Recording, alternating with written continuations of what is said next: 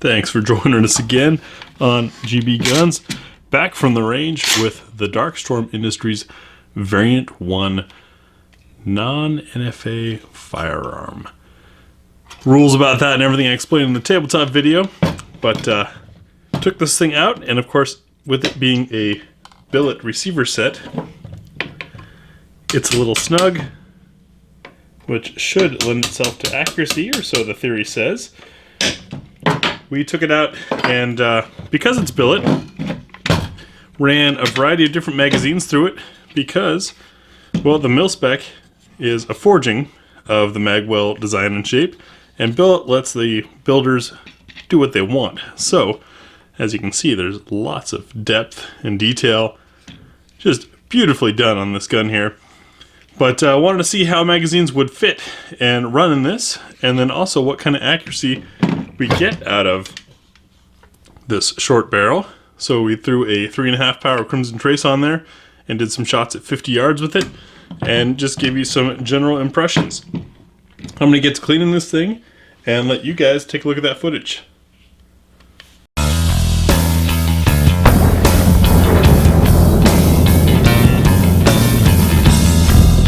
Out with the beautiful, gorgeous Variant 1 from Darkstorm Industries, all billet, made in-house by a company in New York, fighting the good fight for us, even those of us out here in the Free States.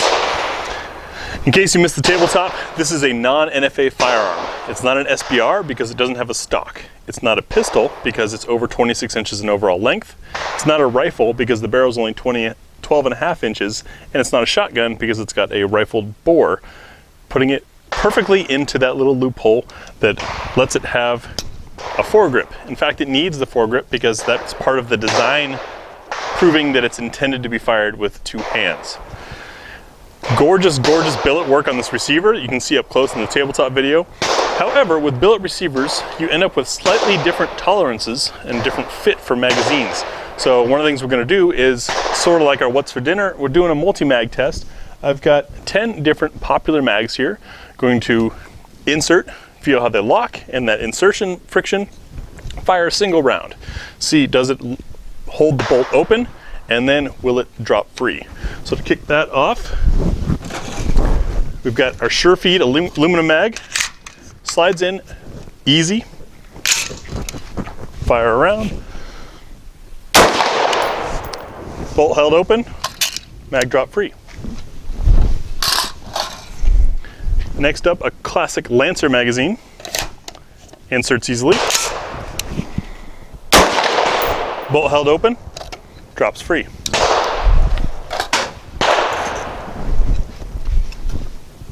Stylish Duramag aluminum magazine.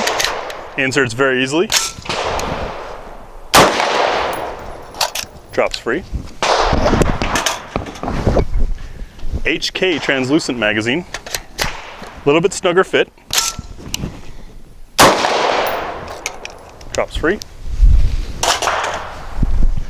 ATI polymer mag. Snug fit. Locks open. Drops free. Troy magazine.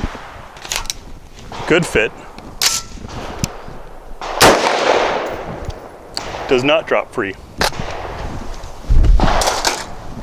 Daniel Defense. Good fit.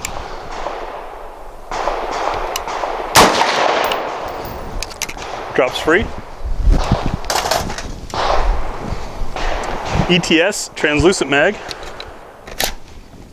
Good fit. Drops free. D&H steel mag. Little loose. Locks back, drops free.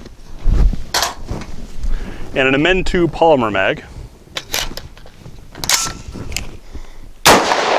Locks back, drops free. So most of the magazines fit just fine. We were using a roller mag earlier just in warming up with this thing, and noticed that that did not drop free. You had to really pull it out. So for our accuracy testing, we're going to do 50 yards because it is a 12.5-inch barrel and rather short, compact setup, using a fixed 3.5 power, the Crimson Trace 1100 on here. We'll do 5 different loads, 5 shots from myself, 5 shots from Maddie, for a group of 10 shots per target from 2 different shooters. That's going to give us a general accuracy reading. We're not looking to see how accurate I am or Maddie is, or one load through one gun shot slowly. You'll also see the tempo that we shoot these shots at. We're just looking to see generally how's it going to do. We've got it roughly zeroed using some Lake City 62 grain. This is the standard M855 ball. Another 5.56 load we have is the Hornady Black. If you have trouble seeing it, that's because it's black. Since this is a short platform, we're going to try the Jesse James Ultimate Defense. This is some really pretty ammo. We'll see if it performs as well as it looks. We also have, now this is a sport and training load. It's not meant for accuracy, but this is a frangible load. And I figured that's a likely application through a gun of this size. And then for some pseudo fancy accuracy, we've got Gorilla's 69 grain Sierra Match King load. Let's get to it.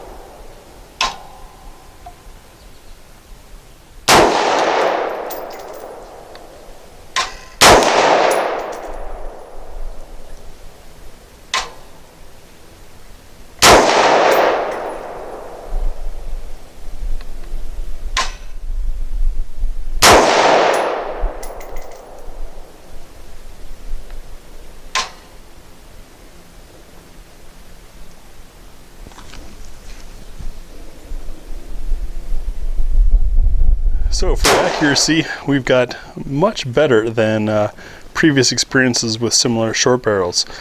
Our Lake City, right there, these are 1-inch squares if you're curious about size. The Hornady Black. And here was our Jesse James in the middle. Actually did really, really well.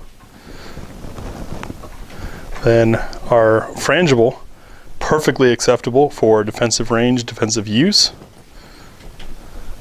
And the Gorilla 69 grain Sierra Match King also did pretty dang well. Even though this is a 12.5-inch barrel, it did just fine, stabilizing these loads from 55 grain up through 69 grain.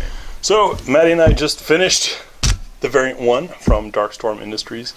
Maddie, we've shot a couple of short barrel pistol type things lately. How do you think this compares with the ones we've shot so far? Well, this is the first time that I fired one with a foregrip on it. So that was a little bit, it was nice. It was just a little bit different. I'm used to holding on to the handguard, which can get a little bit hot at times. It was kind of fun to have an actual grip there.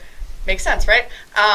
In order to stabilize things like that. It wasn't as important for the accuracy that we were using, but we did find it a little bit difficult at first to find a block